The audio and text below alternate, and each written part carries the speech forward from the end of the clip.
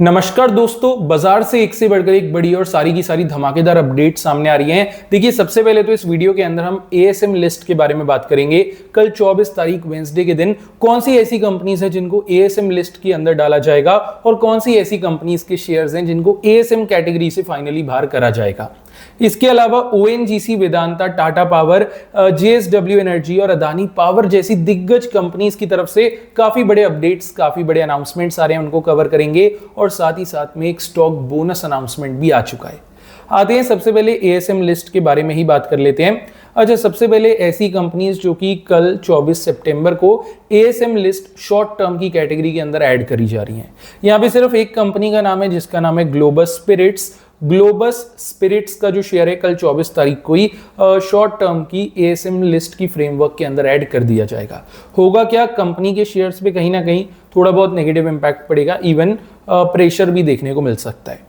यहाँ पे अगर मैं ऐसे शेयर्स की बात करूं, ऐसी कंपनीज की बात करूं जो कि फाइनली अब शॉर्ट टर्म की एएसएम लिस्ट के बाहर होने जा रही हैं और कहीं ना कहीं इन कंपनीज के लिए काफी रिलीफ की बात है।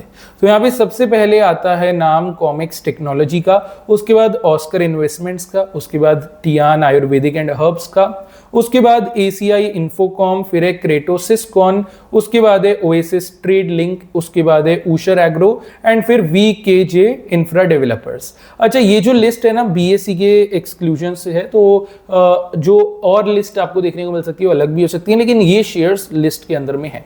हो सकता है इसके अलावा भी कुछ शेयर्स हो, लेकिन ये मेन शेयर्स हैं जिनको मैंने कवर किया। तो इन पे थोड़ा फोकस रखना, क्योंकि जो कंपनीज के शेयर्स एएसएम लिस्ट के बाहर हो रहे हैं कहीं ना कहीं उन पे जो है एक अच्छा मूव हमें देखने मिल सकता है।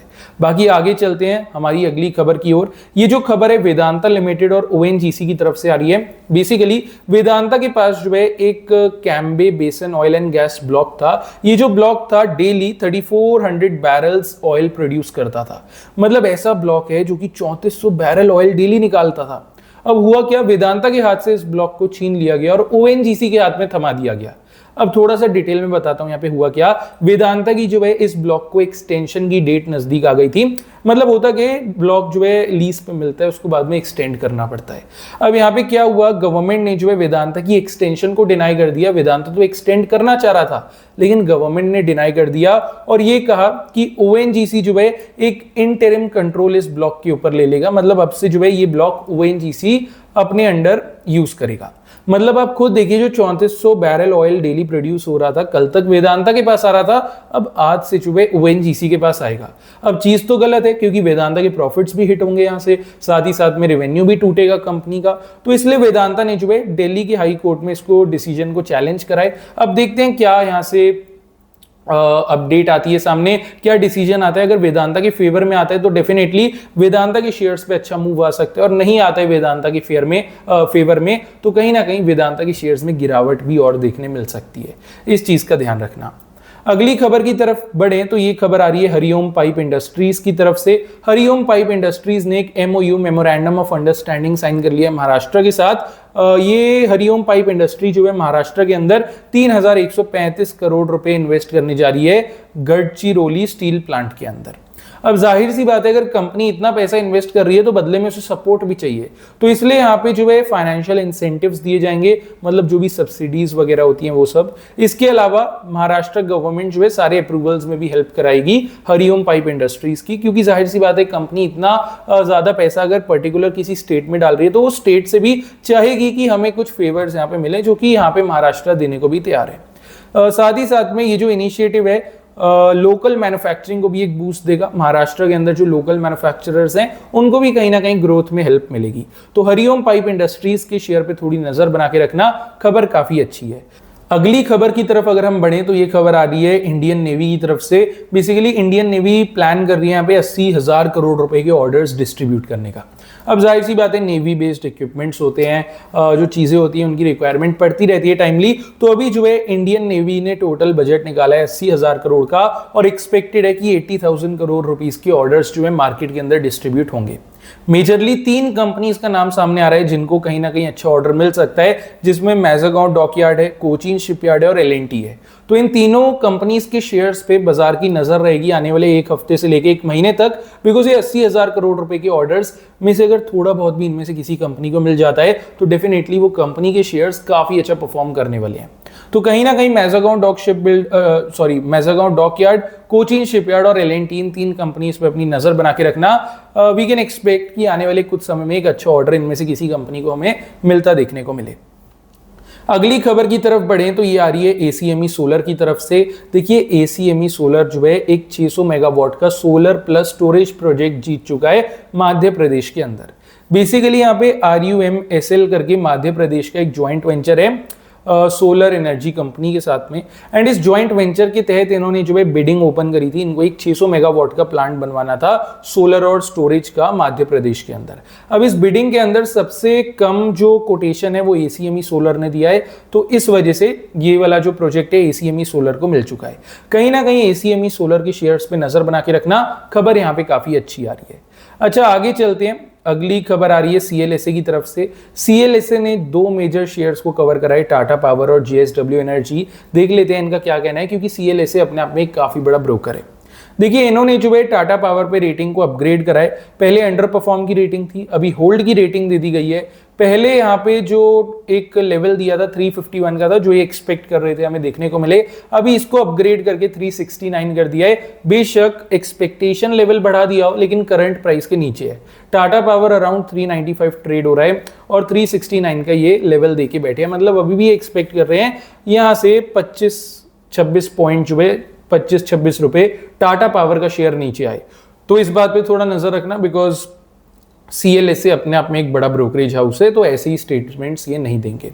अगली बात हम करेंगे JSW एनर्जी की। बेसिकली JSW एनर्जी पे इन्होंने अंडर परफॉर्म की रेटिंग दी है। यहाँ पे टारगेट को हाइक करा गया है। पहले यहाँ पे लेवल दिया था 423 का, अभी इसको बढ़ा करके 486 कर दिया है। डेफिनेटली जो लेवल है उसको काफी बढ़ाया गया है, जो एक्सपेक्ट कर रही है CLSA, लेकिन अगेन यहाँ पे भी जो करंट प्राइस है उसके तो काफी नीचे है।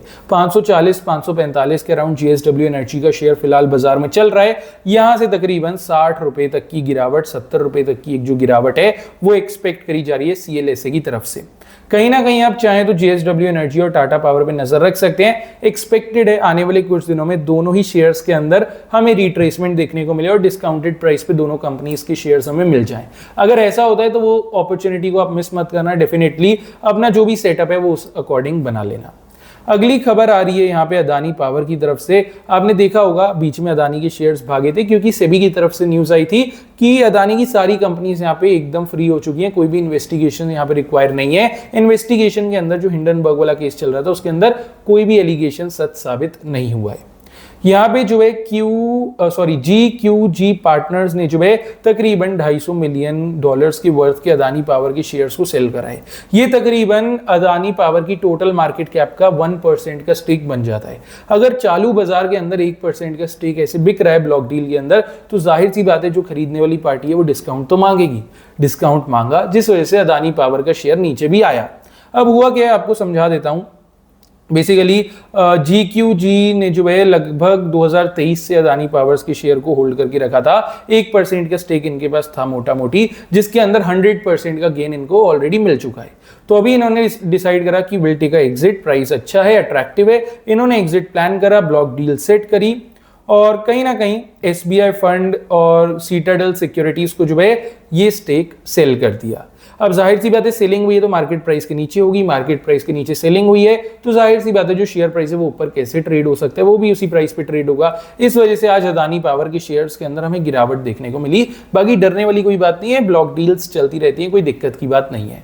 अब आ जाते हैं, बात करते हैं अगले एंड लास्ट अपडेट की। ये जो है बोनस अनाउंसमेंट है, कंपनी का नाम है GEE लिमिटेड। अच्छा, वीडियो में आगे बढ़ने से पहले एक रिक्वेस्ट आपसे कर देता हूं, वीडियो के इस पार्ट तक आ गए हैं तो कुछ ना कुछ अच्छा लग रहा होगा, वीडियो को लाइक कर देना, चैनल को सब्सक्राइब भी कर देना, बिकॉज ऐसे वीडियोस मैं आप लोगों के लिए रोज लेकर के आता हूं, तो बाजार की लेटेस्ट खबर आपको डेली मिलती रहेगी टाइम टू टाइम।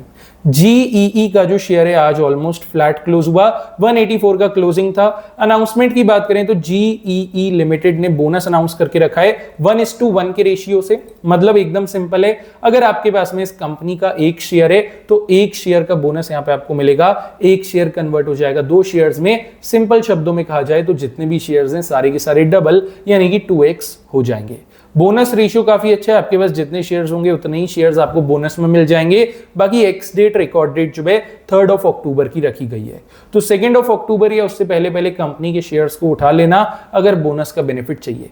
बाकी जितने भी शेयर्स हैं सभी को वॉच लिस्ट के अंदर ऐड कर लेना, कोई ना कोई तो काम आ ही जाएगा। सारी लेटेस्ट खबर मैंने आपके साथ शेयर कर ली। अब अगर आपको वीडियो अच्छी लगी हो वीडियो को लाइक कर देना, चैनल को सब्सक्राइब कर लेना। बाकी चलिए मिलते हैं हम डायरेक्टली कल मार्केट के ऊपर, उसके बाद ऐसे ही एक लेटेस्ट वीडियो के अंदर।